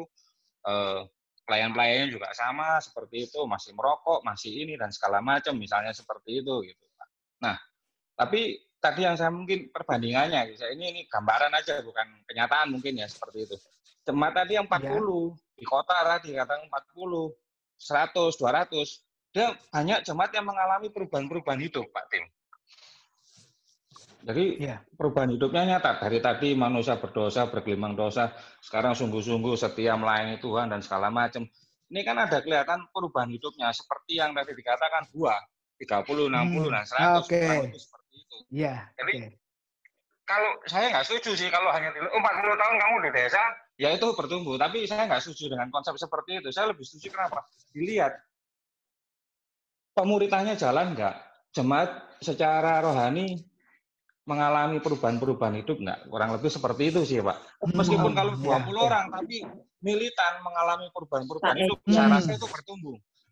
Daripada yang 100 tapi jemaatnya nggak macam-macam, maksudnya ya cuma datang gereja pulang gitu aja gitu. Mungkin seperti itu Pak Tim. Terima kasih Pak Tim. Ya, makasih ya. Maksud saya Bapak Ibu yang 40 itu ya yang bertobat beneran Pak Beni ya. Betul Bapak Ibu. Saya pernah pelayanan saya nggak sebut kotanya ya, di daerah Indonesia Tengah, Bapak Ibu. Ya, mungkin Bu Erna itu ya tahulah yang saya maksud ya. Nah, itu waduh. Kalau khotbah keras tentang dosa pertobatan, dia ngomong apa? Kamu belum lahir, ini sudah Kristen ini. Nah, jadi jangan khotbahin saya. Gitu loh. Ya, yang senyum-senyum ini tahu yang saya maksud ya. Waktu itu saya masih muda sekali, sampai sekarang ya masih muda ya. Umur 24 tahun baru lulus waktu itu saya. Ketika saya berkhotbah, Bapak Ibu, keras gitu ya. Waduh, saya dibilang apa? Kamu itu baru lahir ya. Aku ini sudah Kristen, sebelum kamu ada, aku ini sudah Kristen. Nah, di sana, waduh, minum itu nomor 1. Rokok, tangan kanan Alkitab, tangan kiri rokok. Itu sudah biasa itu begitu tuh. Ya. Terus tutup tahun mabuk-mabukan, besoknya kita ketemu mereka gelosor di sungai-sungai itu ya. Seperti itu Bapak Ibu Saudara. Coba lihat. Yang kayak begitu. Kita tetap berkhotbah, kita tetap ya menyampaikan suara kebenaran itu, tapi jangan lupa soal pertobatan itu kan pekerjaan Roh Kudus yang mengubah hati orang itu. Ya toh, kita jangan stres ya. Waktu itu saya stres juga sih gitu. Tapi ya dulu kan masih muda. Akhirnya saya pulang setahun 2 bulan saya pulang, nggak tahan saya. Besok aja kalau saya sudah nunggu tua, saya bilang gitu. Nanti saya akan kembali karena saya belum siap, baru lulus soalnya. Diutus seperti itu. Sudah tua ini nggak diutus saya. Kalau saya diutus nggak ketemu Bapak Ibu. Nah, gitu ya. Nah, jadi artinya gini Pak Beni. Memang bertumbuh ke dalam tadi, walaupun 20, tapi militan, itu memang Pak. Sekarang buat apa ujungnya menuju ke neraka semua? Tidak pernah menghasilkan pertobatan sama sekali, buat apa? Gitu. Memang terus terang ukuran banyak sedikit bertumbuh tidak itu sebenarnya bukan kita yang mengukur. Ya, Alkitab mengatakan apa? Dia menanam, dia menyiram, Tuhan yang memberi pertumbuhan. Apolos menanam, Paulus menyiram, atau kebalik itu ya. Aku menanam, ya gitu ya. Di Korintus itu. Tuhan yang memberi pertumbuhan. Artinya apa? Yang mengukur gereja A, B, C bertumbuh atau tidak, itu sebenarnya Tuhan memang. Nah, tadi kan kita yang mengukur ya. Kelihatan banyak, bertumbuh, padahal belum tentu. Yang ini kelihatannya kok sedikit ini nggak bertumbuh ini. Padahal Tuhan berkata, justru ini yang bertumbuh. Nah, seperti itu ya. Jadi terus terang Pak Ben memang itu tadi ya bahasa yang umum tadi yang saya sampaikan. Tapi intinya pertumbuhan itu tadi. Internal, eksternal. Eksternal menjadi berdampak, yang internal yaitu apa? Semakin mengenal, memahami, mengerti firman. Nah, itu. Dan kalau orang itu mengerti firman, pasti itu mengubah. Ya, mengerti teori pasti prakteknya benar. Ya, kalau teorinya nggak ngerti, mau praktek salah pasti. Iya kan? Pasti salah. Gitu. Contoh, jago nyetir. Ya jago nyetir ini penilaian kita. Tapi nggak punya SIM. Kan sering ketangkap polisi itu. Karena dia banyak melanggarnya. Nggak tahu kalau itu salah masalahnya. Tapi coba kalau sebaliknya belum nyetir, ikut ujian SIM dulu. Nah, sekarang untuk pemula ujian SIM kan sulit toh. Bapak Ibu mesti prakteknya juga ada kan. Nah, sekarang kalau ujian SIM gagal. Nah, berarti dia tahu rasanya belajar itu kayak apa. Nah, lalu ketika sudah punya SIM, nyetir, hati-hati nggak Bapak Ibu? Saya itu paling seneng kalau disetir sama orang yang baru belajar dan dinyatakan lulus. Bapak Ibu. Ya, saya masih ingat ketika ponaan istri ya, nyetir, baru lulus belajar, nyetir dia. Saya duduk di belakang. Om Tim yang nyetir, nggak mau saya. Kenapa nggak mau? Bukan mobilku soalnya. Kalau mobilku, aku mau nyetir. Ini bukan mobilku. Mobilmu kamu aja yang nyetir. Aku tak menikmati aja duduk belakang. Istri saya yang duduk di depan. Saudara tahu, masih jauh itu loh, sudah kasih rambu, tanda, gitu loh. Ya, ini dia mau nyalip apa. Loh, lalu saya tanya, loh, kok kamu kayak gini? Langsung aja kenapa sih? Om Tim ini nggak pernah belajar nih, SIM-nya pasti beli nih. Gitu kan saya. Nah, memang SIM-ku beli, langsung jadi gitu ya. Tapi ya bisa nyetir kan gitu Pak Ibu. Tapi kalau soal teori, ponakan saya ini jago. Ya jarak pulang begini dia tahu. Coba kalau saya langsung bet kan gitu. Nah, sekarang sama loh, Bapak Ibu. Ya, kita di dalam pengertian firman juga sama. Teori pengajaran kebenaran firman itu harus kita kuasai. Sebab kalau tidak nanti menjelaskannya salah, prakteknya salah. Apa sih Bapak itu mau apa sih dari saksi? Ya, nah gitu Pak Benny ya. Oke. Yang lain tangannya dikocok-kocok gitu loh. Tangannya kocok ke atas bawah. Lupa mute ini Bu Yudhistia ini. Ya, ayo Bu Erna. Yang lain monggo loh Bapak Ibu ya. Yuk Bu Erna. Aduh, Pak, saya telat bergabung Pak tadi. Oh, tak pikir tadi mau tanya. Ya sudah, yang lain dulu, silakan. Jadi tadi bergabungnya telat, pas ada tamu. Yang kedua masuknya itu juga agak susah. Sulit. Jadi iya, tapi ya nyesel sih Pak, karena kan nyesel karena nggak ngikut dari awal. Tapi saya berharap di sharing materinya nanti di ini. Dan mungkin saya mau nambahkan sedikit sesuai dengan tadi apa yang sudah dijelasin sama Pak Ujodo, kemudian juga Pak Benny kalau nggak salah ya, bagaimana memberikan pemahaman. Nah, saya sih mengertinya bahwa jemaat yang bertumbuh itu adalah saya sependapat dengan kalimat Pak Wid bahwa bertumbuh itu secara internal dan berdampak keluar. Jadi jadi semacam kalau kita ibaratkan pohon kan kalau bertumbuh dia akarnya ke bawah, dia akan semakin akar serabut yang semakin dalam, semakin luas, buahnya juga semakin baik atau banyak dari pohon itu. Jadi bukan jaminan bahwa gereja yang besar, jemaat yang besar itu adalah gereja yang bertumbuh. Bisa aja juga itu mancing dari jemaat orang yang dia masuk pindah lagi gitu kan. Bukan hanya mancing, jala. Nah itu jadi tangga sebelah sungai orang gitu. Nah kemudian juga jemaat yang cuman sekedar datang untuk jemaat tamu gitu kan, tetapi itu didata kemudian dihitung seolah-olah itu menjadi sebuah ini report sebagai pertumbuhan jemaat, padahal kembali lagi bahwa pertumbuhan, ya saya baru dapat pemahaman yang lebih baru sih, jadi pertumbuhan itu adalah bagaimana kita itu bertumbuh secara kualitas, kemudian itu berdampak dan otomatis kuantitas, pemuritan itu juga terjadi gitu. Itu pemahaman saya seperti itu, Pak. Karena saya kan pelajaran nih, Pak. Jadi ya. Iya. Oke. Cuma nyesel nih Pak, karena nyesel karena ada berapa tadi yang mengenai biji sesawi, ragi, harta, mutiara, pupuk dan nanti. Nanti saya dapatkan PowerPoint-nya saya berikan. PowerPoint-nya, iya. Terima kasih Pak. Ya, saya terima kasih. dulu Pak ya. Ya, oke. Ini sebenarnya sudah MTH ini Ibu Erna ini sebenarnya ini. Belum Pak. Belum ya? Baru masih semester 2 Pak. Mahasiswa saya Bapak Ibu.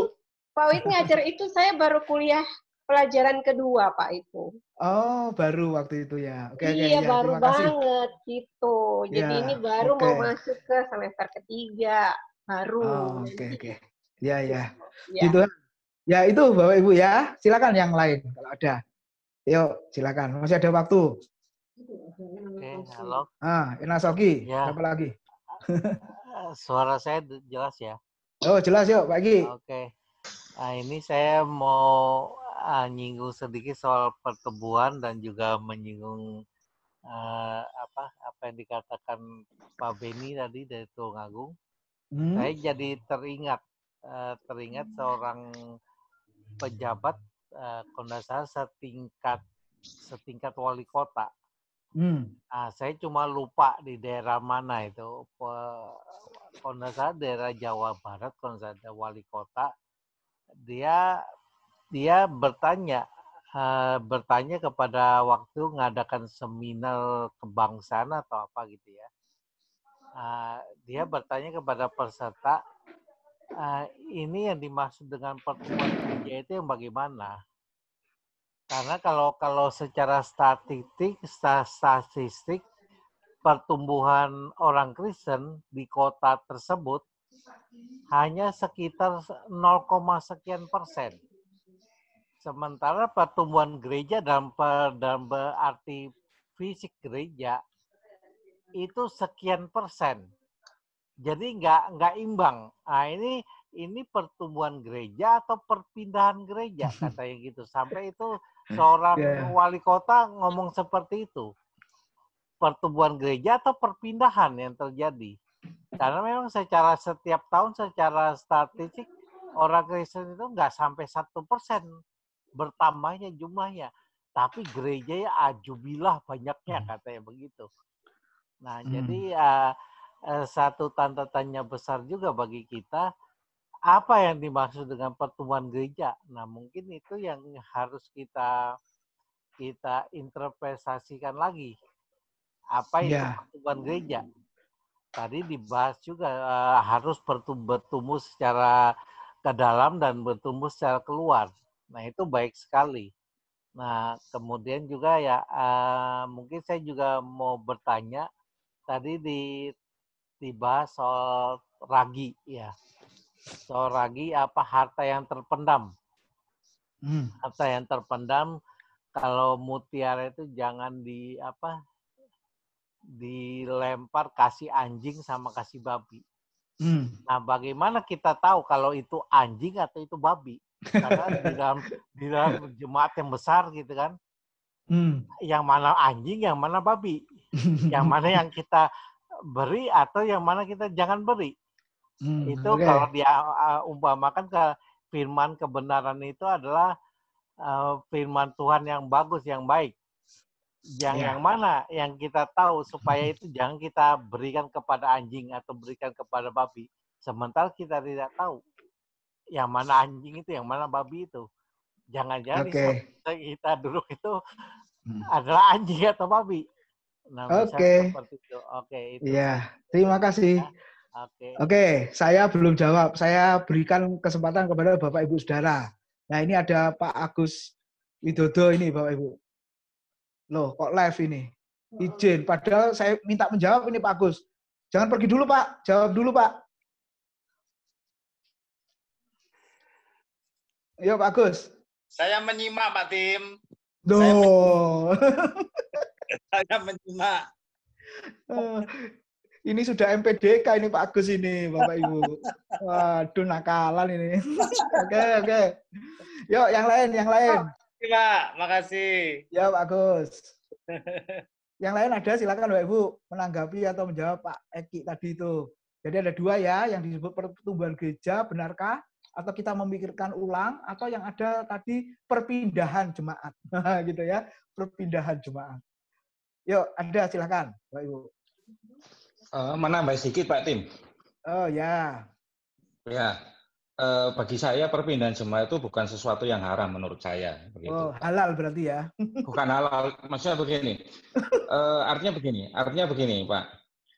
Kalau jemaat itu merasa tidak bertumbuh dalam suatu gereja, apakah dia tidak boleh pindah? Oke. Nah, itu problemnya. Kita ini domba Pak, punya kaki Pak, bisa jalan-jalan Pak. Ya, kalau saya jadi gembalanya tak ikat Pak kakinya. Ya, gitu. Oke, ini kan bisa jadi kan gini, kita harus tertanam. Saya setuju Pak, kita harus tertanam dalam satu gereja lokal.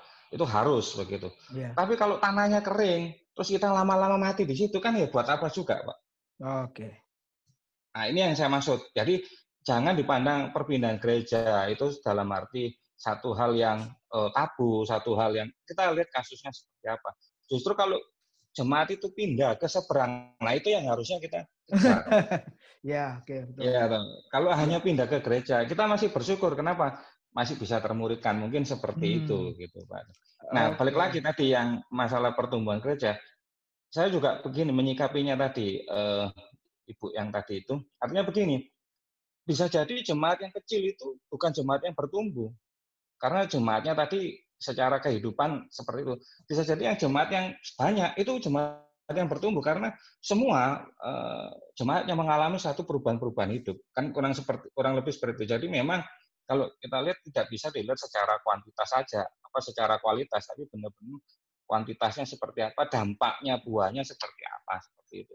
Jadi jangan sampai ini yang jemaat di desa sudah 40 tahun ini yang bertumbuh. Ini misalnya tadi bukan saya contoh ya tadi Pak Tim, bukan yang saya maksud contohnya Pak Tim gitu. Ini yang saya kasih gambaran seperti itu. Bisa jadi yang jemaatnya sudah 200, 300 itu jemaat yang bertumbuh karena semua mengalami perubahan-perubahan itu. Bisa jadi seperti itu. Jadi intinya itu aja sih Pak Tim. Terima kasih. Oke, terima kasih. Ya. Yang lain, Mbak Ibu? Oh, Bu Lena, yuk. Saya, Pak, mau nambahkan dari Pak Beni terkait dengan pertumbuhan gereja. Domba, saya kata kuncinya tadi, kita ini domba, Pak, gitu kan. Jadi saya ngerasa bahwa saya juga pernah menjadi domba yang hilang, domba yang tersesat, domba yang merasa bahwa saya membutuhkan sebuah makanan rohani untuk saya itu menjadi sehat, tapi ternyata di situ saya tidak dapatkan, kemudian saya pindah. Itu, Pak. Nah, ya itu jadi menurut saya sepakat dengan Pak Beni, itu tidak haram, tetapi itu kembali lagi bahwa saya datang beribadah ke gereja itu ada sebuah kebutuhan, bukan cuma gaya-gayaan karena KTP saya Kristen, saya punya tempat, enggak. Saya benar-benar membutuhkan di situ adalah makanan rohani yang saya dapat, pujian, penyembahan, firman dan lain-lain, dan otomatis juga mungkin kalau ya tadi kalau pindah kalau berpindah-pindah itu beda lagi kan. Tetapi ketika saya sudah di jemaat A, kemudian sudah di situ bertahun-tahun, tetapi katakan setahun 2 tahun, tapi ternyata saya merasa kok hambar ya, tanah kering lah seperti itu ya. Karena memang saya punya basic, memang saya perlu sesuatu untuk supaya tanah kering itu. Nah, itu saya tidak dapatkan. Kemudian itu ternyata saya dapatkan, pernah mungkin diajak orang, terus ternyata kok saya beberapa kali kok di sana ya. Nah, itu saya berpindah ke sana. Apalagi kalau gembala domba nih, kan punya gembala. Saya pakai kata domba nih. Gembalanya nggak peduli sama sekali kan? Nggak peduli sama sekali, lebih sibuk memilih orang-orang dekatnya, kemudian lebih ke orang-orang yang barangkali memang punya punya daya tarik lah. Saya mau ngomongnya vulgar nggak enak lah seperti itu ya. Daya tarik kan macam-macam kan seperti itu ya. Nah, kemudian kita kayak, domba yang dianaktirikan lah seperti itu. Bahkan sudah minta nih, Pak dilayani dong saya gini-gini. Oh iya, lupa karena lebih, atau diduakan gitu loh. Pindahlah saya Pak, seperti itu. Misal nih, umpamanya seperti itu. Nah, tapi saya mau menariknya lagi itu, saya mau cerita kebetulan saya orang Timur nih, dari Kopang Pak. Jadi keluarga saya juga banyak yang majelis, ada juga yang hamba Tuhan gitu kan Pak. Tapi kalau saya ngelihatnya itu Protestan kebetulan. Keluarga besar saya kebetulan di Jawa udah masuk di GBI lah, tapi basically saya besar dewasa di Protestan gitu. Nah, di sana itu kan mereka itu bertumbuhnya itu keluar, dan teorinya Pak Wid, eksternal internal itu benar-benar saya ngelihat di sana. Nah, karena mereka kan nggak pindah-pindah sembarang gitu Pak, jadi gerejanya banyak, dia tahu jemaatnya, kemudian ini dibagi nih. Misalnya dia punya 1000 jemaat, tapi kan ada ketua rayon, bla bla bla bla gitu kan. Jadi kan semua ini terhandle. Kemudian bertumbuhnya itu dari anak-anak menjadi dewasa, remaja. Jemaatnya bertambahnya dari situ, bukan nangkap dari sebelah, jemaat sebelah diajak-ajak, nggak seperti itu. Jadi kualitasnya dapat, kuantitasnya juga ngikut. Itu yang seperti itu yang saya dapatkan. Kebetulan ada, saya bilang tadi kan, ada kakak saya, ada saudara ipar saya juga. Keluarga besar ya. Banget gitu. Nah, tapi kalau saya sendiri, saya pernah menjadi domba yang tersesat, domba yang hilang, domba yang kesasar jalannya gitu. Dan salah satu caranya ini saya belajar nih, supaya saya nggak seperti itu lagi, termasuk belajar di STT, ketemu Pak Wijo. Jadi ya penguatan lah seperti itu. Ya, oke. Terima kasih. Jadi ya saya kira Pak Beni bilang itu benar, faktanya seperti itu. Kami jemaat awam seperti itulah Pak. Oke. Ya, ayo satu lagi silakan Bapak Ibu. Ini waktunya sudah hampir habis. Ya, Inasoki, Murni, ayo saya kasih kesempatan nih. Yang lain yang belum sempat pernah ngomong sama sekali, ayo silakan. Ini kuliah kita pertumbuhan gereja ya hari ini ya. Pertumbuhan gereja, kualitas rohani menurut saya. Iya. 3 SKS ini kalau di S2 ya. Keren Pak. Ya, saya ambil misi, makanya ini materi mayor ini pertumbuhan gereja. Ya. Oke, ada? Kalau enggak saya akan tutup ya. Oh, Pak Hermanto, yuk silakan ya. Tentang ragi, Pak. Soalnya pengertian saya ragi itu kok kayaknya banyak yang jelek gitu ya. Kan ragi orang Parisi. Terus waktu bangsa Israel keluar harus makan roti tidak beragi. Nah, ini kenapa Yesus kok ngambil ragi untuk yang baik? Oke. Ya, itu aja, Pak. Ya. Oke, terima kasih. Nah, Bapak Ibu, ada satu buku namanya Kesalahan-kesalahan Eksegetikal. Ya, itu ada 5, ada bukunya ya, D.E. Carson itu. Jadi yang pertama kesalahan ini, literal. Walaupun secara literal katanya ragi. Betul ya, ragi kan? Tapi pengertiannya bukan ragi yang sama itu tadi. Nah, ini penafsir kadang-kadang terjebak.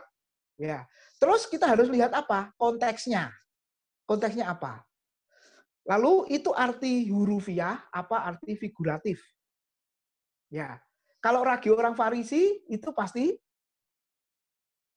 Hurufiah atau figuratif, Bapak, Ibu? Nah, ini mesti belajar nih, hermeneutika ini. Ya, 4 SKS ini. Gitu ya.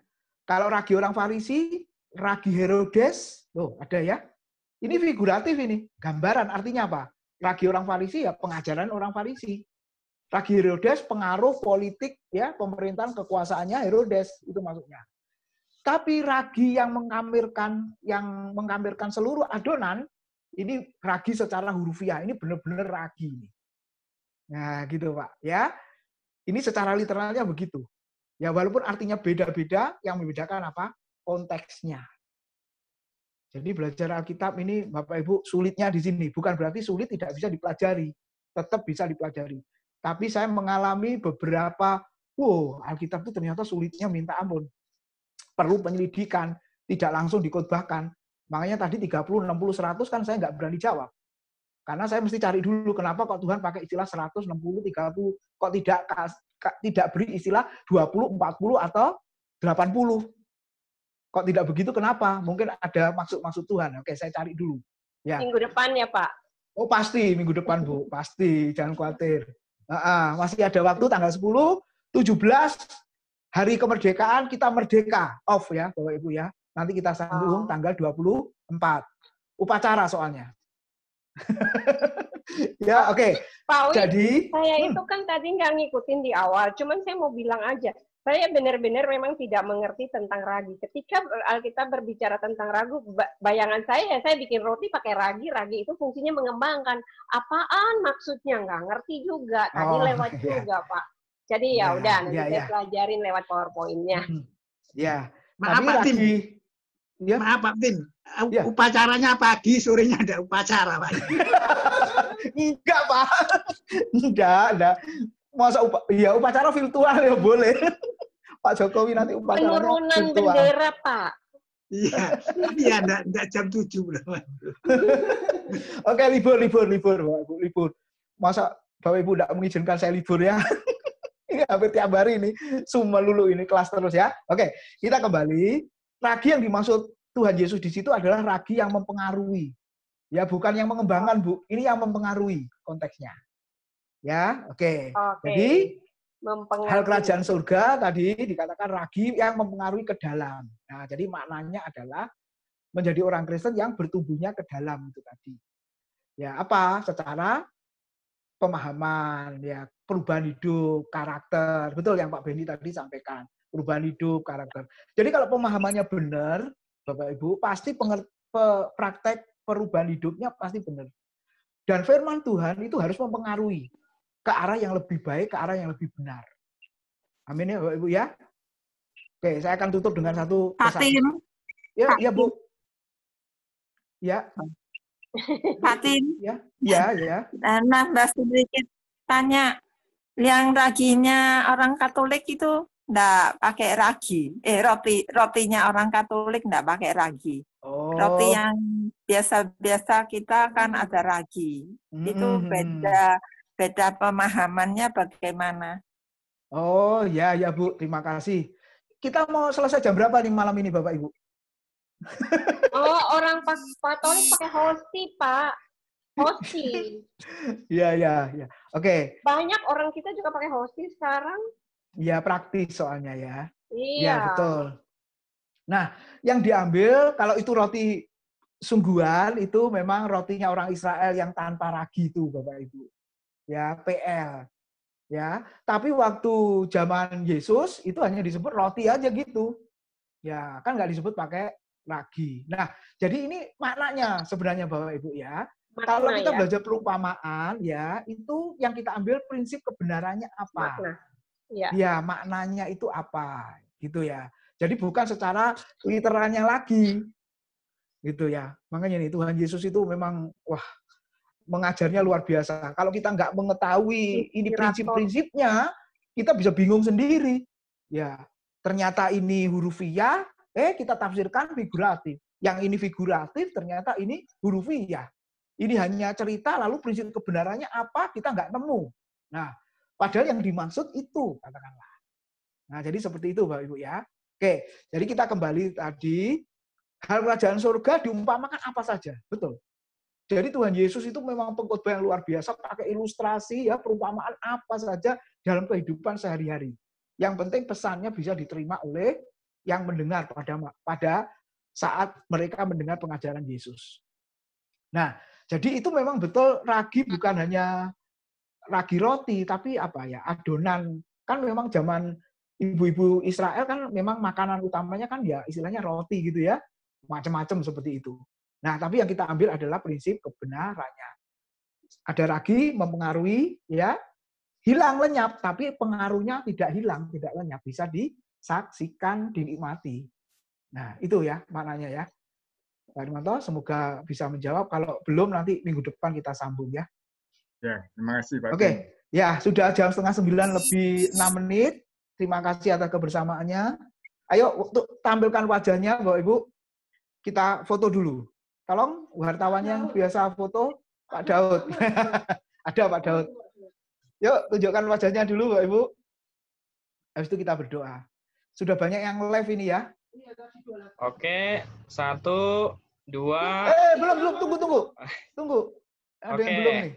Oke, 1, 2, 3. 1, 2, 3. Oke, siap Pak. Oke, sudah ya.